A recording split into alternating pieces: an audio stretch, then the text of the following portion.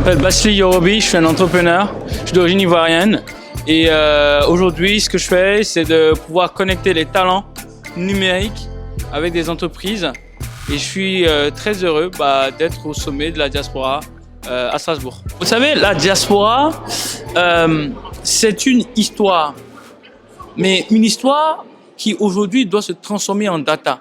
Quand on crée une start-up, au début c'est une histoire qui va fabuler les gens. Quand on fait un film, c'est une histoire, mais ce film va devenir de la data.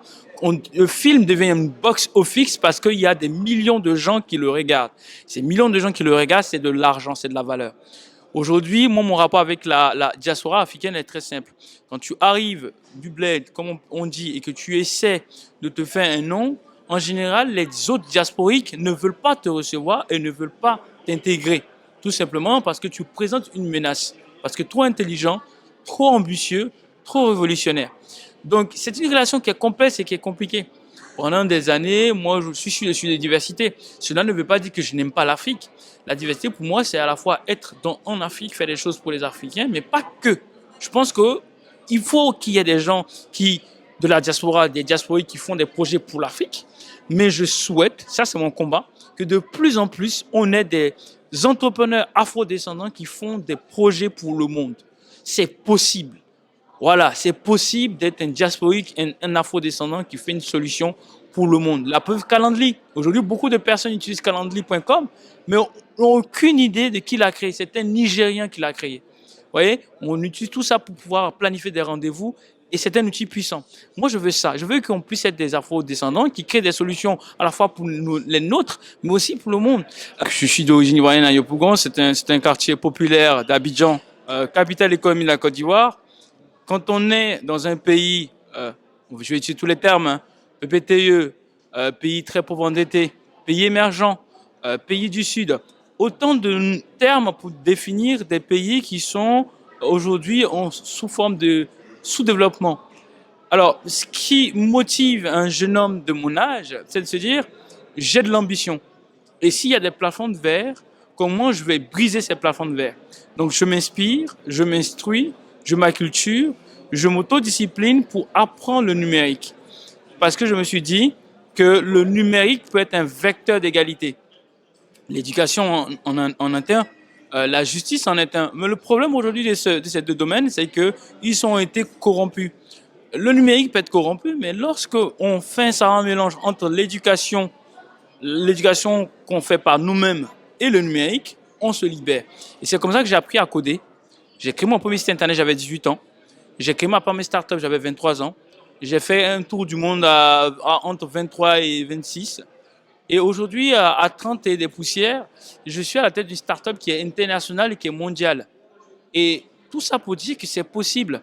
Mon ambition qui commence à Yopougon, me retrouver à faire des conférences partout dans le monde et surtout faire des événements dans la Silicon Valley, c'était un rêve d'un petit jeune homme qui était à Yopougon, qui était au bled, comme on peut dire, l'expression très utilisée dans les pays développés, notamment en France. Mais ce blédard, il a pu réaliser ses rêves et il a pu aujourd'hui être un leader dans le numérique, un leader qui compte. Je ne suis pas peut-être Steve Jobs, mais je suis en train de montrer qu'on peut être un entrepreneur d'origine africaine et trouver des solutions au monde, pas que pour l'Afrique, mais pour le monde. Je suis issu d'une lignée de résistants. Nous sommes tous issus d'une lignée de résistants parce qu'on le sait très bien, l'espèce humaine existe et persiste parce qu'elle résiste. Elle résiste à la nature, elle résiste aux animaux sauvages. On résiste parce qu'un humain, quand il est bébé, déjà, il peut mourir facilement. Et même avant de naître, c'est compliqué. Bref, je sais que je suis issu d'une lignée de résistants. Alors, mon père aussi est un résistant parce qu'il est né dans des conditions très complexes et compliquées. Il nous a inculqué cet art de la débrouillardise. Ma mère aussi, elle est aussi résistante. Elle n'est pas allée très loin dans les études, mais elle s'est dit, je ne veux pas être dépendante d'un homme. Je veux être indépendante financièrement. Donc, elle a fait du commerce. Quand un père marin qui s'est libéré par la résilience et une mère commerçante s'est libérée par la résilience, les deux se mettent ensemble, le savant mélange de ces deux types de résistance crée en fait un ovni que je suis. Et je ne le dis pas pour m'auto-satisfaire, mais je le dis parce que c'est une réalité.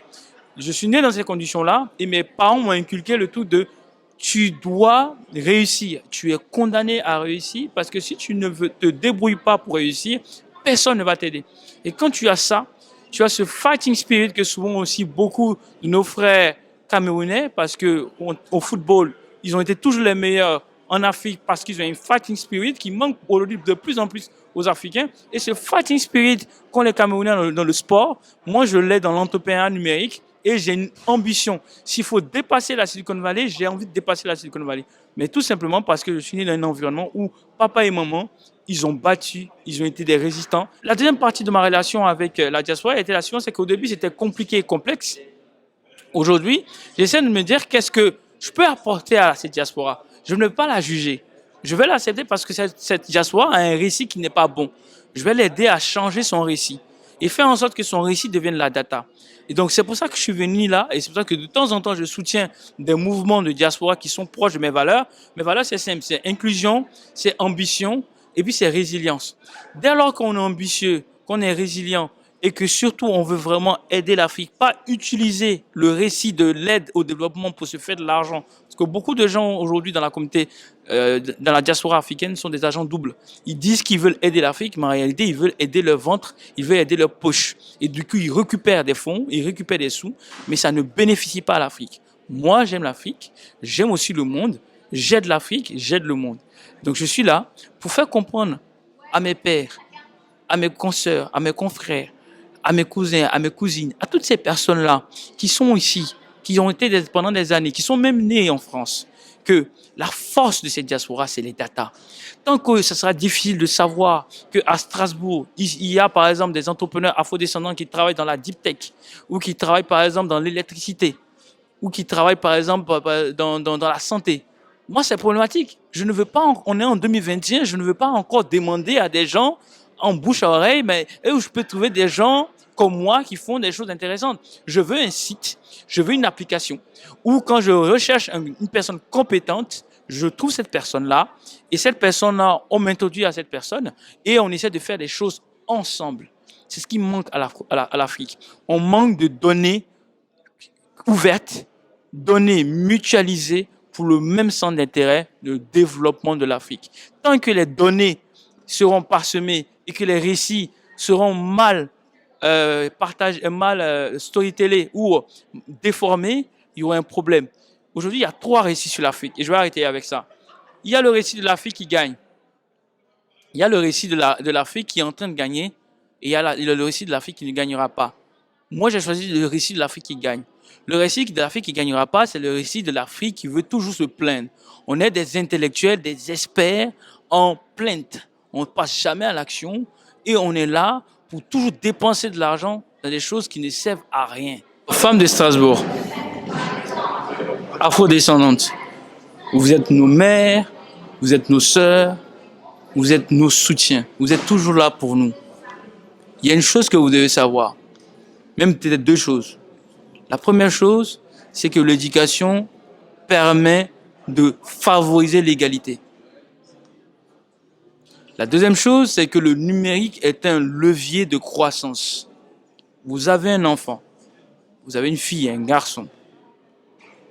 Favorisez l'accès à vos enfants en top priorité à l'éducation et le numérique pour permettre à vos enfants d'apprendre le numérique, de développer un métier dans le numérique parce que c'est l'avenir.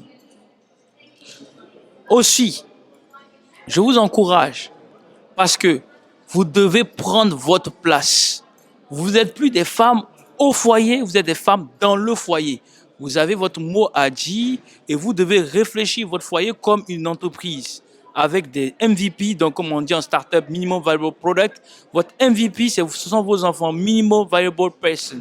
Vous avez le choix de créer soit des leaders, des managers ou des criminels. Si vous voulez créer des managers, vous allez les former au management, comment gérer l'intelligence émotionnelle, les soft skills, tous ces trucs-là qui sont importants dans le management. Si vous voulez en faire des leaders, commencez à leur raconter des récits. Commencez à leur parler de Sundiata Keita. Commencez à leur parler de Soumango Kanté. toute cette légende d'afro-descendants, parlez-leur de la reine Poku, hein? Toutes ces personnes, ces personnages fictionnels ou physiques, héroïques, qui ont fait de l'Afrique ce qu'on est aujourd'hui. Parce qu'ils ont résisté. On n'a pas toujours été à la queue. Parlez-leur de Ramsès I, II. Tous ces gens-là, ces Égyptiens qui ont changé le monde, qui ont créé les mathématiques, qui ont créé l'astrologie, toutes les sciences qu'on connaît aujourd'hui. Les sciences modernes ont été créées en Égypte. Et c'était des Noirs. Donc, la Black Excellence, c'est pas juste dépenser de l'argent dans des événements. Non, la Black Excellence, ça commence par la science et le savoir. Ça commence aussi par la spiritualité. Voilà. À cette époque-là, on était à la fois scientifique, on était aussi spirituel.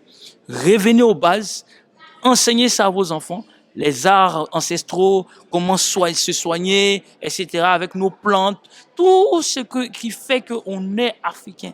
Et ce qui fait qu'on est africain, c'est la science et la spiritualité. Voilà. Il faut qu'on revienne à ça. Enseignez ça à vos enfants. Je vous donne rendez-vous dans 30 ans. Vous allez voir si ce sont des criminels, des leaders ou des managers. L'Afrique a besoin de leaders, l'Afrique a besoin de managers, mais l'Afrique en a marre des criminels. Trop, c'est trop.